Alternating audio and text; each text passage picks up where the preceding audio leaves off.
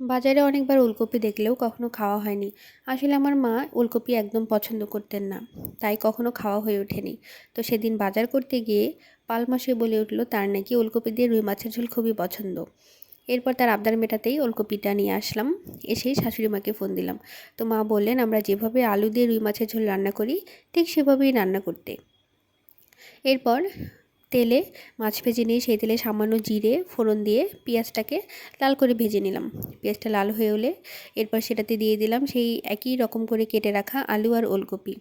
এগুলো একটু ভাজা করে এরপর রেগুলার মশলা দিয়ে সব কিছুকে কষিয়ে নিয়ে ঝোল দিয়ে মাছটা দিয়ে দিলাম।